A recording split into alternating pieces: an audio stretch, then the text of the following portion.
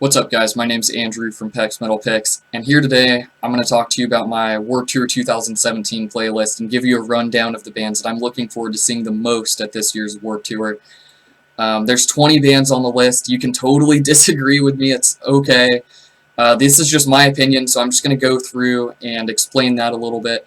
Before I do that, let me mention I made a playlist, which you're looking at right here, of all of the bands, the top 6 songs that they're most likely to play at Warped Tour. That way you can familiarize yourself with bands that you haven't heard of before, and also do a refresher of bands that you do know. So like I said, these are the songs that they're most likely going to play for you, so it gives you a really good idea of what you can expect from each of them. I have a couple caveats, which I'll get into in a little bit, but for the most part, this list should be totally accurate about what you can expect this year. So I'm going to jump into my list of bands and go through explaining why I did this. I'm sure a lot of people are going to hate this and disagree with it, and that's totally fine, but I'm just going to give you my thought process on it. So look, number 1 and 2, super tough call. After the Burial and Silent Planet both put out new albums last year, and both of them were in my top 10. Silent Planets was actually my second favorite of the year, so technically they should probably be number 1. But the reason that I put After the Burial first was just because I think that their music is a little more substantive. What I mean by that is it's heavier, the breakdowns hit you harder, they do have pretty powerful lyrics, although Silent Planet, I might argue, just has some of the most powerful, meaningful lyrics of, like, all time.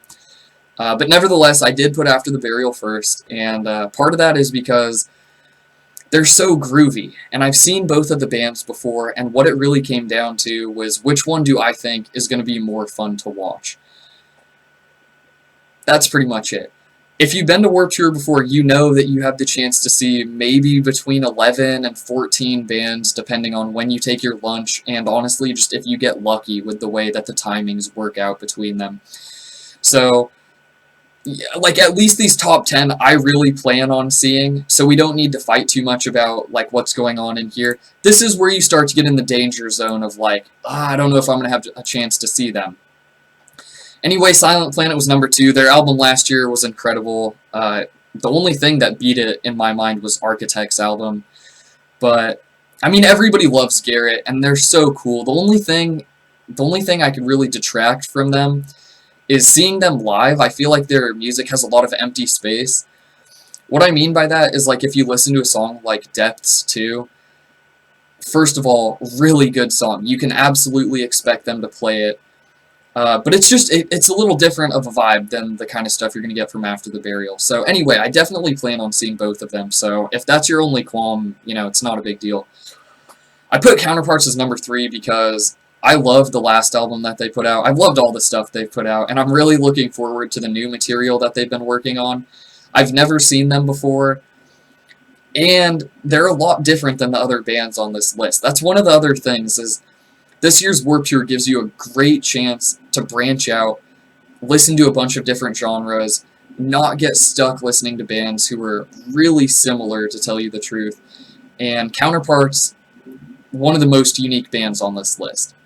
Really fun, really cool, such heartfelt emotion in their lyrics. Really good stuff. I put Amir as number 4 because the album that they put out this year, I was really impressed with. I know a lot of people like to hate on Amir, but the addition of Josh Travis and the rest of the guys from Glass Cloud, oh my god, dude, it took Amir to a new level. Frankie's always been good. He's a beast live, sounds really good. But man, the instruments now are so much better than everything before, and I'm really excited to see them play Smokey, Torch, Russian Hotel Aftermath, all that new stuff from the album. I think what's going to be tough is how they're going to decide which old songs to play, because the new stuff is so good. I put Knocked Loose as number 5. I saw these guys a couple months ago, and they're the definition of crowd kill. So if you're planning on being in the mosh pit or being in the perimeter of the mosh pit, just keep an eye on things and make sure you're watching out for yourself, because, I mean, it is Warped Tour, so you're probably not going to be in a lot of danger, but if you're going to get hit in the face at a show during Warped Tour, it would probably be a Knocked Loose set. I put Fit for a King as number 6. I've seen them, I don't know, 5 or 6, maybe 7 times, and they're always really impressive. Of all the metalcore bands that I've seen, they are consistently amazing. I put them up there just slightly below August Burns Red, basically. I really loved the album that they put out last year. It was another top 10 album for me. So I'm really looking forward to seeing them play some new material from that as well. Dance Gavin Dance. I think this is the first band on my list so far who's playing the main stage. I mean, it'll be cool to see a band play on the main stage. You know, the crowd will be a lot bigger. They'll have more room to run around. Dance Gavin Dance is a really interesting band. They're really unique. If you haven't heard of them, it might take a little getting used to, but they have die-hard fans. For me personally, I think Tillian is my favorite clean singer that they've ever had. I think he gives them more range, and the harsh cleans that he does, I think, just really brings in a new element to their music. But Carnifex is number 8. This is probably the heaviest band that's going to be playing there today, or playing there this year. You know, they verge on black metal at sometimes. Some deathcore for sure, some death metal for sure. They're a lot of fun. The breakdowns are really heavy. Their vocalist is an absolute monster. And they have some really cool crowd parts, like when they all scream, like, "Hell chose me," and stuff like that. That'll be pretty cool to be a part of.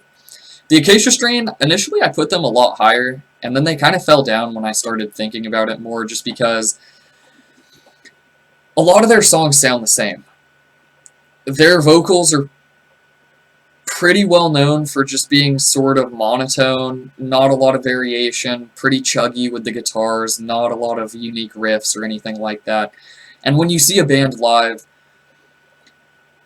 I feel like that's emphasized even more.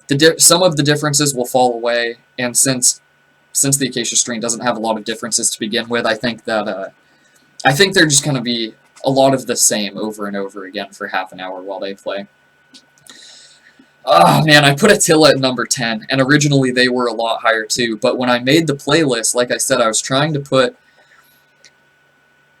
the songs that they're most likely to play live. So how I did that was I went back and looked at the set list that they've had for like the last year or so. And man, Attila's been playing a lot of new stuff, which, look, their last album wasn't as bad as I thought it was going to be. In a lot of ways, it totally exceeded my expectations. But it's not very heavy. I really don't care that Franz wants to be a rapper and is rapping in a lot of their songs. And 3, according to their recent set list, they haven't been playing Payback or Rage, which is unacceptable to me, because Payback is the one that everybody knows, Rage is the one that I kind of think is the best, and they haven't been playing either of them. Instead, they've been playing like Let's Get Abducted, Mosh Pit, Bulletproof, and then when they play old songs, they've been playing stupid shit like About That Life. Actually, that might deserve it.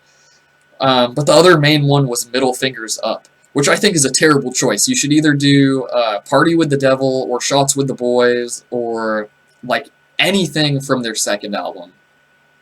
So they fell down quite a bit for me just because I don't think that they're going to play. I don't think they're going to play songs that are going to be fun to watch.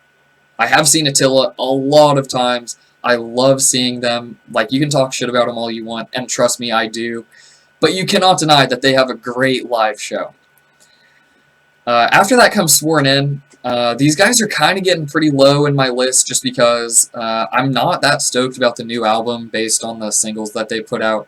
The one before wasn't really mind-blowing to me, but I really do want to see Tyler play Hypocrisy, Mindless, and maybe Snake Eyes if they end up doing that one. I've only seen them one time before, and Tyler was sick, so he didn't even do the vocals. That's pretty much the only reason why I would want to see them. Now we're into bands like Bless the Fall, Beartooth, Memphis. Bless the Fall's really good. In terms of like the pretty standard, really big metalcore bands that are there, I might say Bless the Fall is my favorite one. I'm stoked that Memphis Mayfire is still making heavy music. There's been a lot of really big bands from when I first started listening to this stuff who've just gone off the deep end and started making really soft music all the time. I'm not even going to take the time to call those guys out. So props to Memphis Mayfire for still making heavy material. Beartooth, I don't know, man. I love Caleb Shomo. Like, He's one of my favorite people in the metal scene, but their last album just wasn't good. The first one, amazing. I hyped it up so much. The second one just fell flat. It sounded like a bunch of B-sides from the first album. Nothing on the second one was anywhere near as good as anything on the first one. So hopefully, I don't know, hopefully they'll figure it out and get back to their proper form.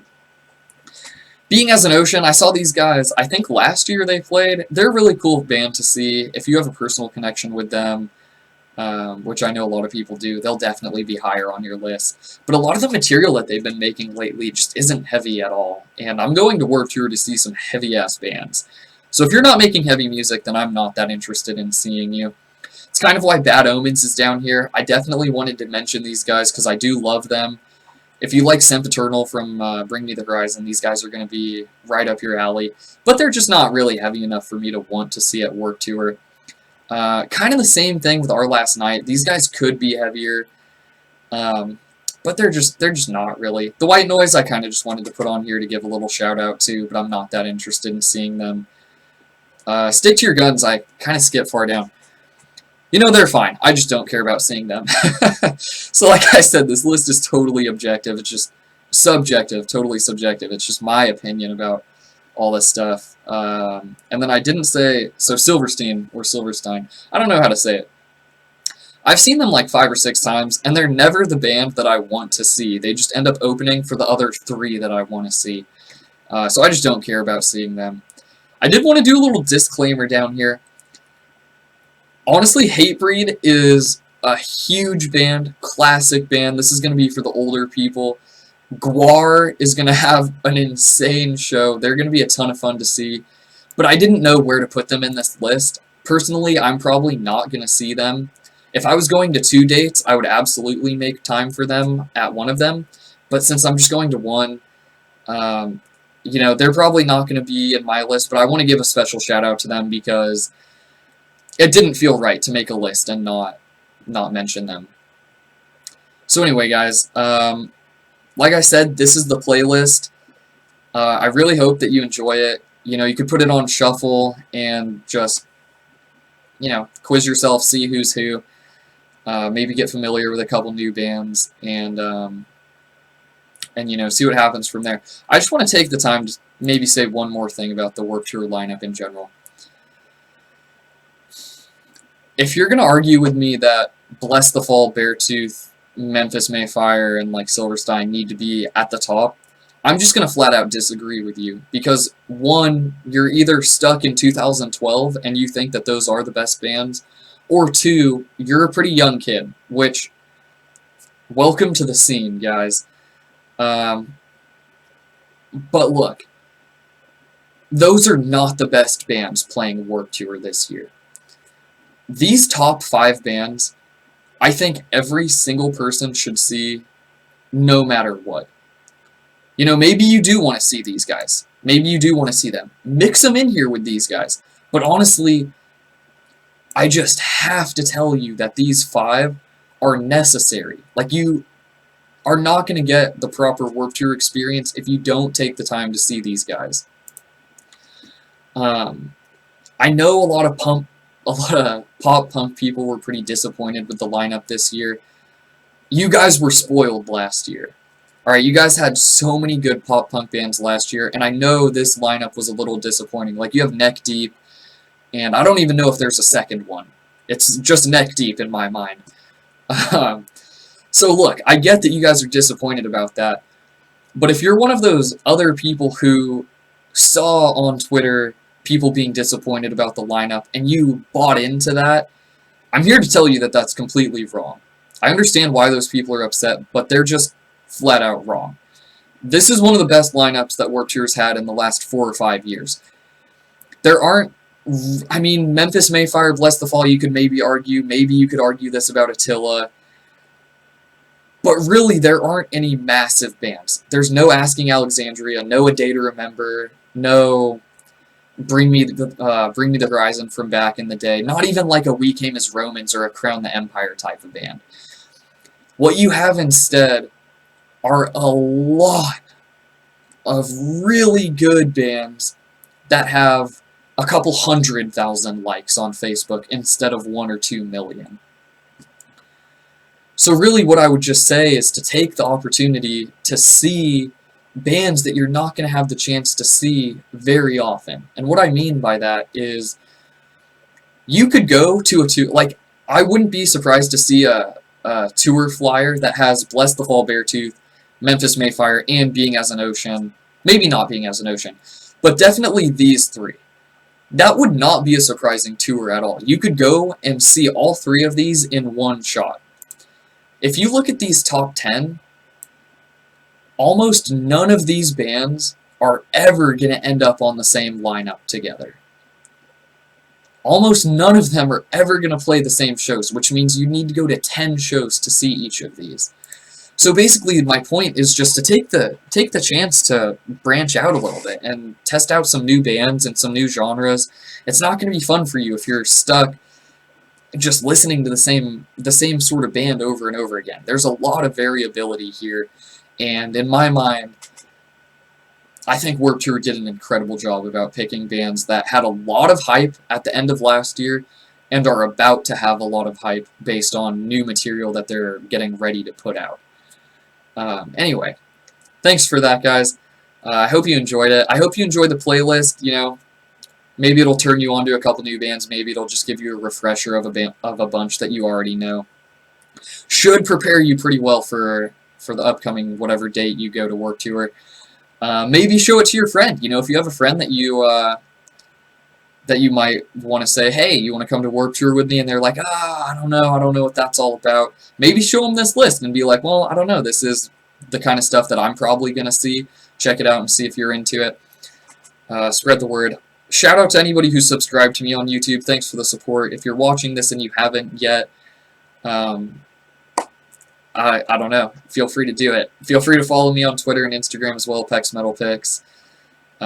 Or just Andrew Pecoraro, whatever's easiest for you guys. I've been really busy with grad school, but I'm about to be finished in the middle of August, and at that time, I plan on really making a return to all of this heavy music stuff. And so your support is really appreciated. I'm really looking forward to coming back and doing some more stuff, putting out some more content for you guys pretty soon. Other than that, I hope you guys have a good Warped Tour, and thank you for watching.